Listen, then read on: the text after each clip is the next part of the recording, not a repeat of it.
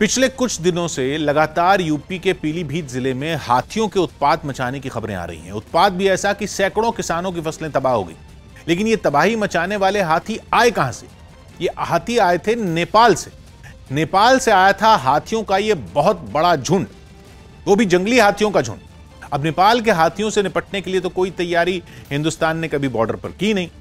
अचानक ये हाथी हिंदुस्तान में दाखिल होने की जानकारी मिली, और जानकारी भी तब मिली जब कुछ ऐसे किसानों ने पुलिस और वन विभाग वालों को फोन करके बताया जिनके खेतों में हाथियों के झुंड पहुंचे।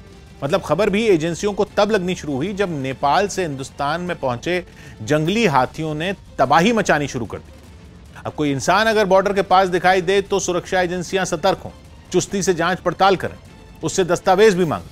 अब हाथियों का झुंड अगर दिखता भी है तो किसी ने शायद उम्मीद ही नहीं की होगी कि मुसीबत इतनी बड़ी हो जाएगी। हाथियों के इस झुंड ने किसानों को कई दिनों तक परेशान किया। पीलीभीत के जिस इलाके में ये हाथी पहुंचे वहां गन्ने और धान की, मतलब चावल की फसल खूब होती। गन्ने और धान के खेतों में पहुंचकर इन हाथियों ने खूब उत्पात मचाया। किसानों की मेहनत जब मिट्टी में मिल गई, इसलिए उन्होंने राज्य सरकार से मुआवजे की मांग की।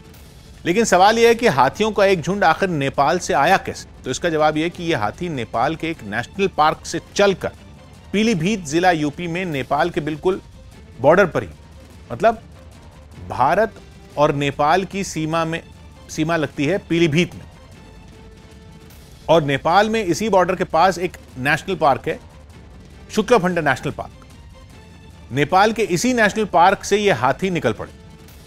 किसी जंगल से या किसी नेशनल पार्क से या किसी रिजर्व से जानवरों का निकलना कोई बड़ी बात नहीं, अक्सर ऐसा होता है। यहां भी ऐसा हुआ कि हाथियों का ये झुंड शुक्लफंडा नेशनल पार्क से निकल गया। अब जानवरों को मुल्क की सरहदें तो बताई जा नहीं सकती, तो ये झुंड नेपाल से निकलकर हिंदुस्तान में पहुंच गया।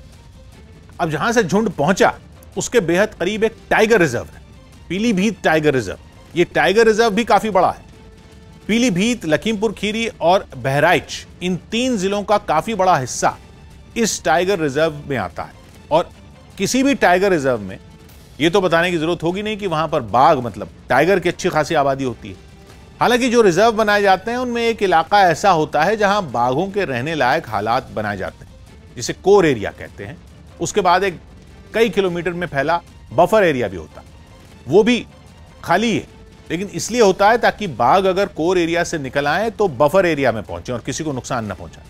लेकिन इसके बाद रिहायशी इलाके शुरू होते हैं। पीलीभीत में भी ऐसा ही है, जहां रिहायशी इलाके शुरू होते हैं वहां किसानों के खेत हैं। अब हाथियों का यह झुंड जब हिंदुस्तान में पहुंचा तो घूमता घूमता इन खेतों तक पहुंच गया। नेपाल के इन हाथियों ने किसानों की फसलों का खूब नुकसान किया और तब जाकर कार्रवाई शुरू हुई। वन विभाग की टीमों ने इनकी चाल को ट्रैक करना शुरू किया। अब माना जा रहा है यह हाथी उसी रास्ते पर वापस चल रहे हैं जिस रास्ते से ये पीलीभीत में दाखिल हुए थे।